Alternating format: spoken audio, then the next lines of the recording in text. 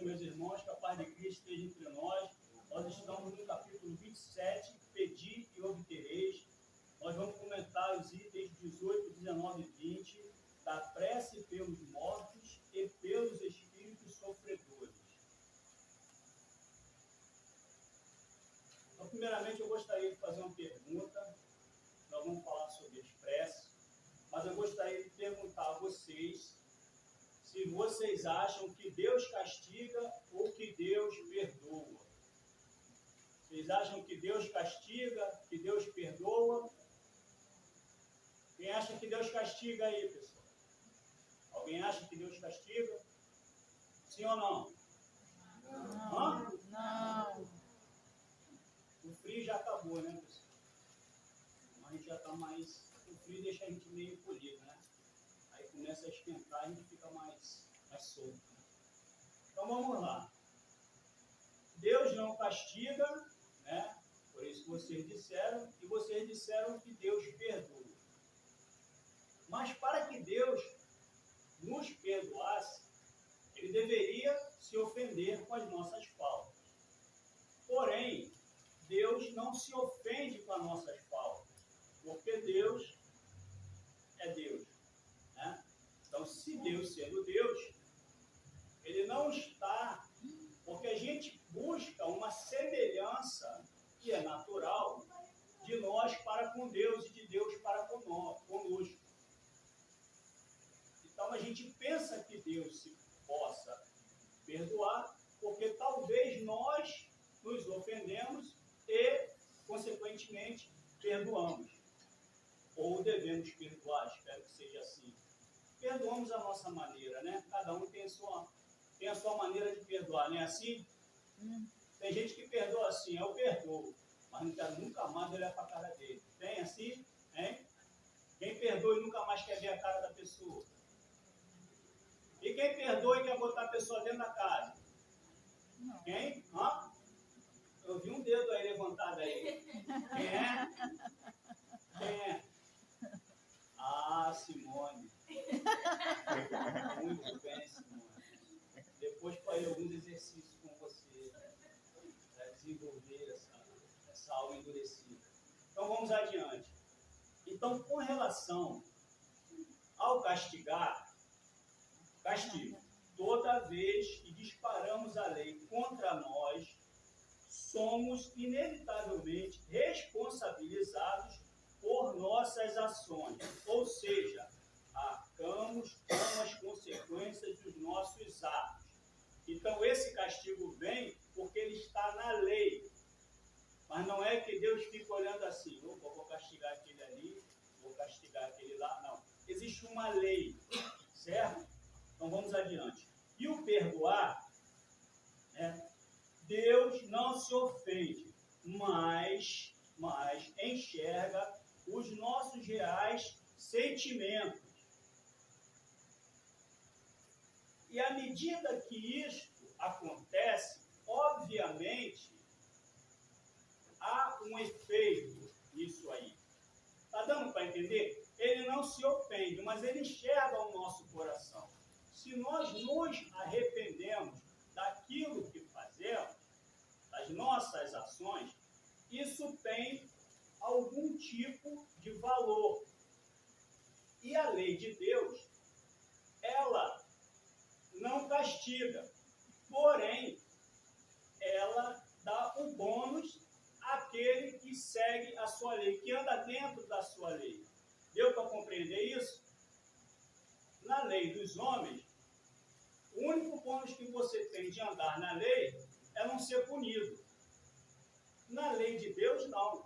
Na lei de Deus, você andou dentro desta lei, você recebe um bônus, porque é uma lei de amor. Está dando para compreender isso? Quando você perdoa, aí eu vou dizer agora o primeiro bônus. Quando você perdoa, alguém sabe qual é o bônus que você recebe? Quando você perdoa uma pessoa, qual é o bônus que você recebe? Vamos lá. Alguém sabe dizer? Vou falar de novo. Quando você perdoa uma pessoa, qual é o bônus que você recebe? Pode. Pode. Você perdoa alguém,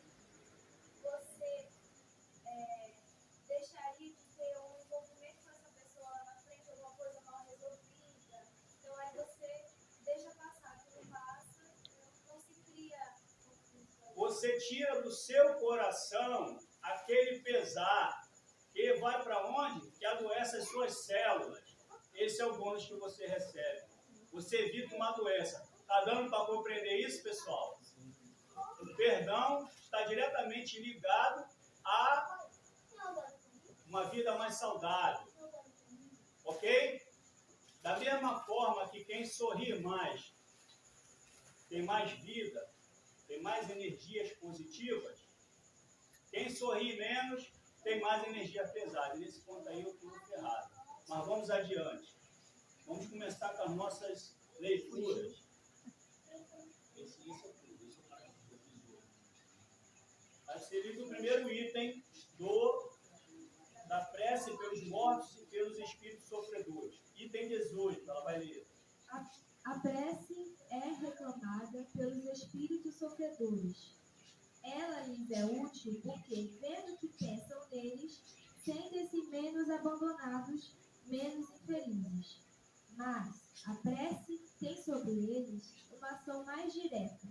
Reergue-lhes a coragem, excita-lhes o desejo de se elevarem pelo arrependimento e pela reparação, e pode desviá-los do pensamento do mal. É nesse sentido que ela não só pode aliviar, mas abreviar seus sofrimentos. Um espírito sofredor é aquele que no livre-arbítrio, no exercício do seu livre-arbítrio, enquanto que encarnado, ele comete os seus enganos, as suas mágoas, os seus apegos e uma série de outras coisas que, se eu for falar tudo, aí o tempo passa. E aí, quando ele desencarna, ele vai nessa condição, ele vai estar lá nessa condição, ele vai despertar nessa condição aí.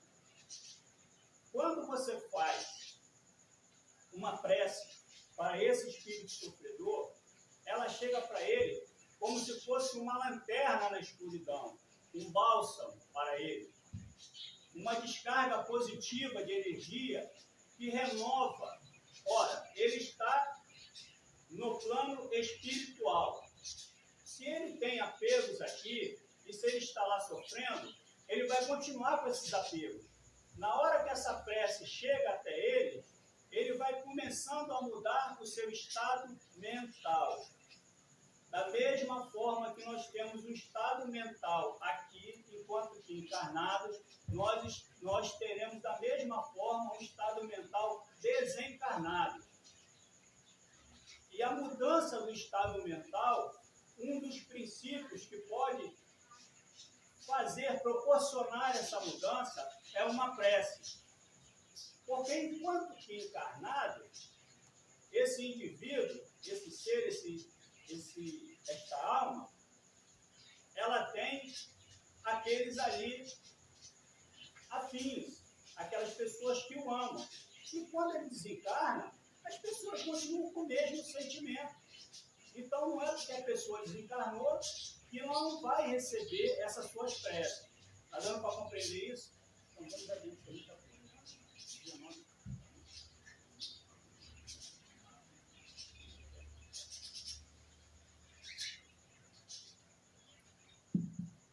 Certas pessoas não admitem a prece pelos mortos, porque na sua crença não há para a alma senão duas alternativas: ser salva ou condenada às penas eternas. E, num e noutro caso, a prece é inútil. Sem discutir o valor dessa crença, admitamos por um instante a realidade das penas eternas e irreversíveis, e que as nossas preces sejam impotentes para lhes pôr um termo. Se nós pensarmos que existe algumas religiões que encaram dessa forma e a gente respeita, porém, se nós pensarmos que só há dois caminhos, ou você vai para o céu, ou você vai para o inferno, como é que seria isso? Como é que essa lei de amor seria aplicada se a vida, ela continua? Se mesmo você desencarnando, você continua vivo. Como é que se aplicaria a lei de amor? Se se você não vai dar a possibilidade desse espírito continuar, ele vai estar condenado eternamente. Como é que seria? Não existe uma forma de explicar isso, se você não conseguir compreender que esse espírito, quando ele desencarnar, ele vai continuar vivo. E em algum momento ele vai voltar. Então ele não pode estar condenado. Até mesmo na nossa justiça, na justiça dos homens, as pessoas pagam as suas penas e elas têm a possibilidade de continuar. Uma pena é aplicada nas nossas leis para que essa pessoa seja ressocializada. Não é assim? E essa pena, ela tem ela é numericamente classificada de acordo com o grau do delito que você cometeu. Né? Não é assim? Não é dessa forma que funciona? Então não pode as leis de Deus, que são as leis perfeitas, elas terem uma pena que seja eterna. Deu para entender isso, pessoal? Então vamos adiante.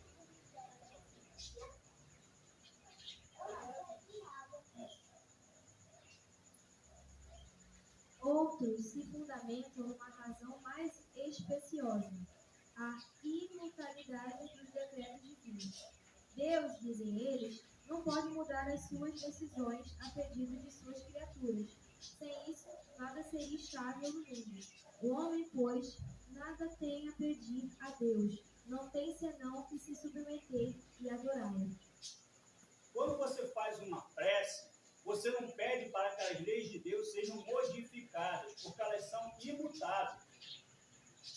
Não há como modificar essa lei. Agora, quando você faz a prece, você está fazendo a prece para direcionando os seus pensamentos, as suas energias, para aquele que está sofrendo, para aquele que está no erro. Você faz essa prece para que ele encontre em si forças para consertar. Então não tem nada a ver. A prece não é para mudar as leis de Deus. Tudo, eu já disse isso aqui algumas vezes, vou dizer novamente. Tudo está em Deus e tudo segue para Deus. A prece que você fizer para o desencarnado, para o sofredor, ela vai seguir para Deus. Porém, esta prece é para aquele que sofre, para aquele que está desencarnado, para que ele, através do seu livre agir, ele busque ajuste às leis de Deus. Obviamente que toda vez que se infringe uma lei, a lei de Deus, você vai ter, já falei aqui antes, você vai ter uma ação contrária. Ou seja, você vai ter algum tipo de punição. Porém, não é para mudar a lei, é para aquele que está desencarnado. Está dando para compreender isso? Ou não está dando para compreender? Então vamos adiante.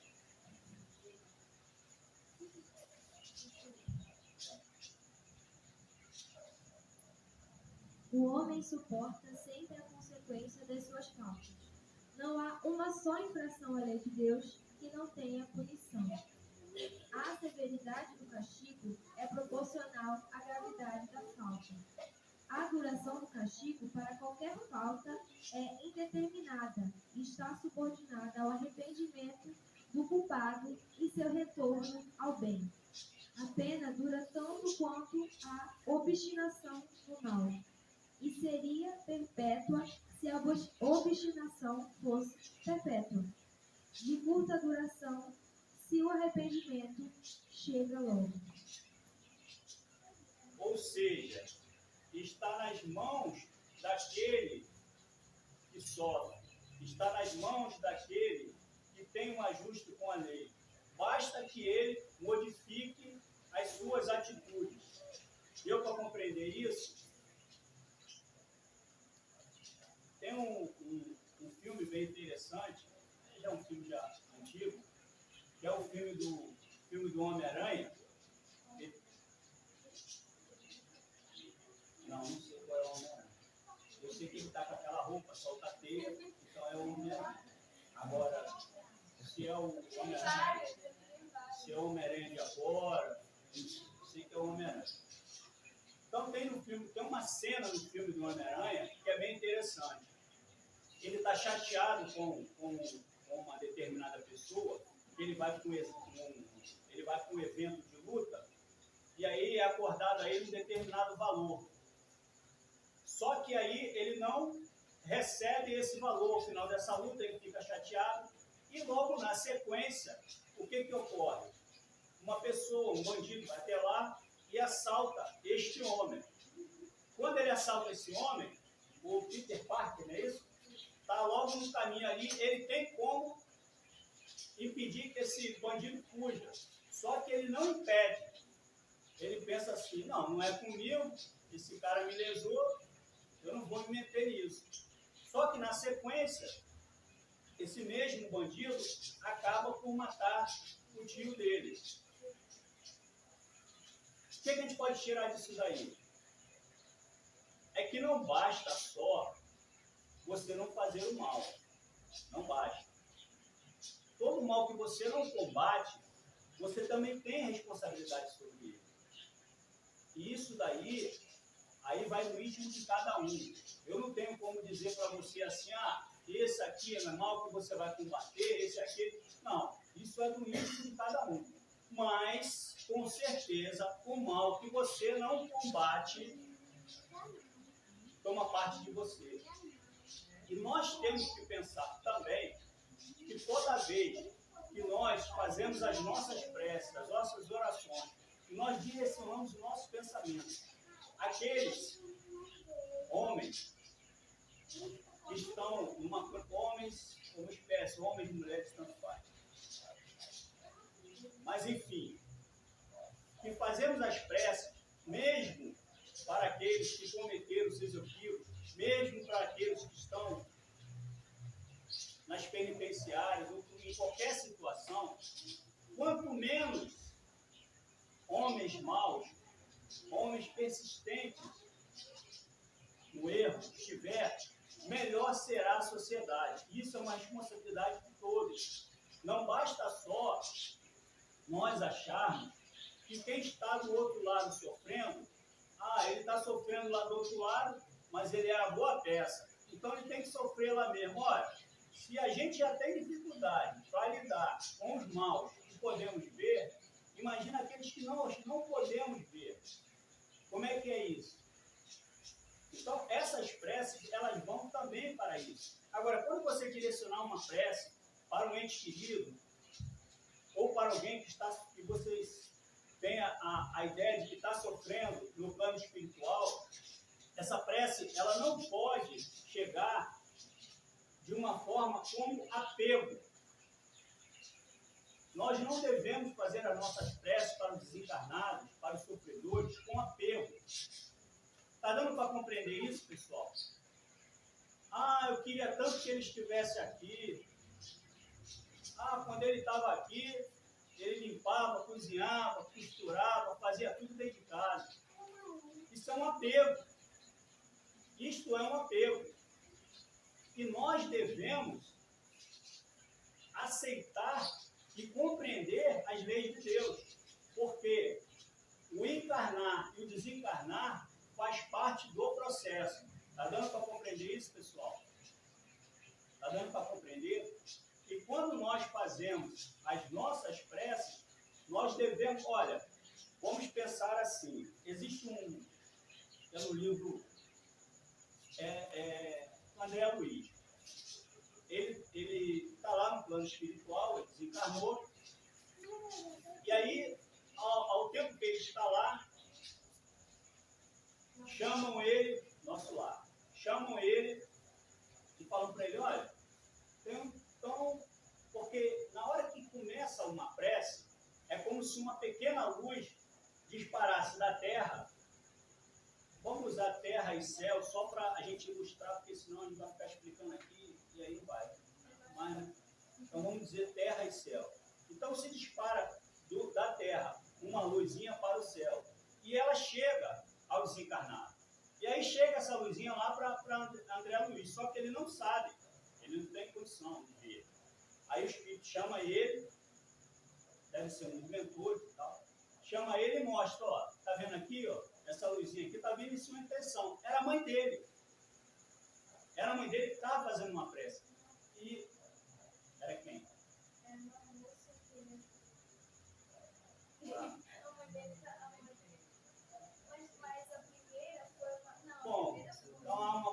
significa aqui se era mãe, se era colega, se era uma namorada. Mas a prece chegou, tá, gente? E o mais importante é que era uma mulher, tá? Era uma mulher que fez a prece. Tá bom, sim? Tá. Então vamos adiante. Pronto. Então vamos adiante. Então, essas preces, elas chegam. Elas chegam. E eu sempre falo aqui que Chico dizia quando estava desencarnado, quando estava encarnado aqui. Chico dizia quando estava encarnado, mas eu acredito que ele continua dizendo, ele não morreu, que a prece de uma mãe, ela arromba as portas do céu. E se ela arromba as portas do céu, ela também arromba as portas do umbral, do inferno, em qualquer lugar que essa alma sofredora esteja. Está dando para compreender isso, pessoal? Está dando para compreender? Então vamos adiante. E há uma história muito interessante que aconteceu,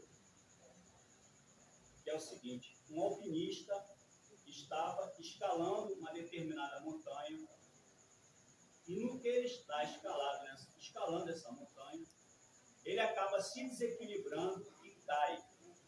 E ele fica preso só por essa corda. Eles têm uma corda de segurança e tal, ele fica preso. Isso já era noite, estava muito escuro o local que ele estava. Agora não me pergunte por que ele estava escalando uma montanha à noite, eu não sei. Eu não escalaria nem de dia, mas era à noite. Acho que escureceu. Aí ele começa a fazer a prece. Ele começa a fazer seus pedidos para que Deus salve ele daquela situação. Em um determinado momento, uma voz diz para ele: corte a corda. Aí ele pensa: não vou cortar a corda, porque se já está ruim aqui com essa corda, se eu cortar, aí vai piorar, né? Eu vou desencarnar. E ele continua fazendo as suas preces, e novamente a voz diz: corte a corda. Só que mais uma vez ele não atende essa voz. E ele continua. À noite vai avançando, vem a madrugada, ele congela, né? A hipotermia, não é isso? E ele desencarna. Quando a equipe de resgate, no outro dia, pela manhã, vai lá até ele estava a 2 metros do chão. Ou seja, se ele cortasse a corda, na pior das hipóteses, ele ia torcer o tornozelo, machucar uma coluna, um dedo, o que seja, mas ele não desencarnaria. Então, o que a gente tira dessa história? É que nós não confiamos nas próprias preces que fazemos. Porque naquela situação em que ele se encontrava, que essa voz diz para ele cortar a corda, ele pensa que o que estava pior ia piorar. O que estava ruim ia piorar. Só que não, era o socorro. E isso daí está diretamente relacionado ao seu acreditar, ao seu crer. Porque é o crer naquilo que você não vê. É dessa fé que nós estamos falando, na fé inquebrantável. Está dando para compreender isso? Vou fazer uma pequena leitura aqui. Errado.